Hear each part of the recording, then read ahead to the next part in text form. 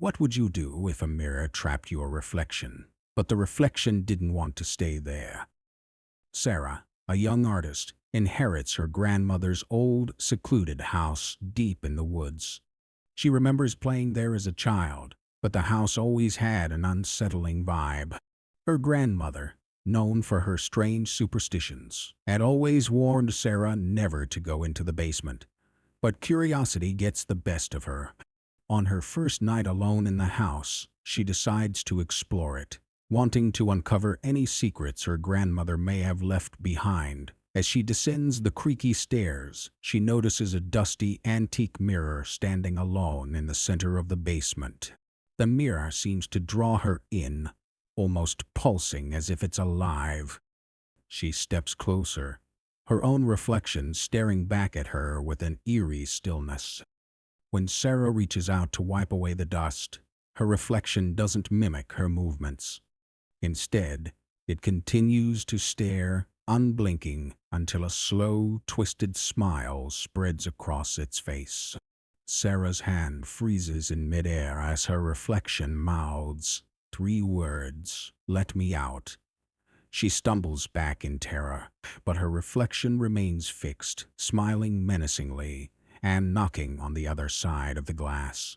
She realizes that the reflection isn't her, it's something else trapped within the mirror, something that desperately wants to escape. Panicking, she tries to run back up the stairs, but the door slams shut, trapping her in the basement with the mirror. As the hours tick by, Sarah's terror grows. She yells, pleads, and even tries to break the mirror, but nothing works. The reflection watches her struggle, amused. Finally, it speaks, its voice echoing around the room. "Let me out, and I'll let you go." Desperate, Sarah considers the offer. She feels the strange pull of the mirror, a force that tugs at her, tempting her to agree. But something in her warns against it, remembering her grandmother's warning. "Why were you locked in there?" she asks. The reflection's smile fades, its eyes narrowing. "Because I know how to get out, and I know how to stay out." Sarah refuses the deal and spends the night in the basement, exhausted but refusing to let her guard down. The next morning, she finally escapes when the door mysteriously creaks open. Thinking she's free, she runs back upstairs, but things feel wrong. She notices small changes around the house. Her belongings are in different places, her own reflection in other mirrors moves out of sync, and shadows linger longer than they should. She hears whispers echoing from rooms where no one is there. Sarah starts to understand the terrible truth. The mirror didn't just trap something. It created a version of herself, a reflection, but twisted and malicious. The reflection she left behind in the basement wasn't just waiting to escape. It was waiting to replace her. Late at night, Sarah catches her own reflection watching her from the mirrors in the house, smiling with that same unsettling grin.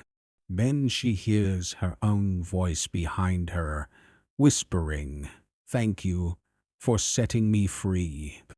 In a last attempt to break free, Sarah runs to the basement, hoping to trap the reflection back in the mirror.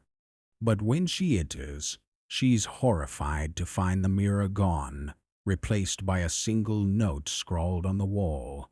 The reflection is no longer in the mirror. With a sense of dread, she realizes her reflection has fully replaced her.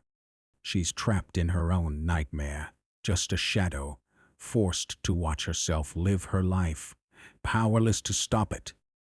Would you have let the reflection out, or would you have tried to destroy it? Let me know in the comments if you'd be brave enough to face your own reflection, or if you'd dare to keep watching more stories like this. Follow for more spine-chilling tales that will keep you up at night.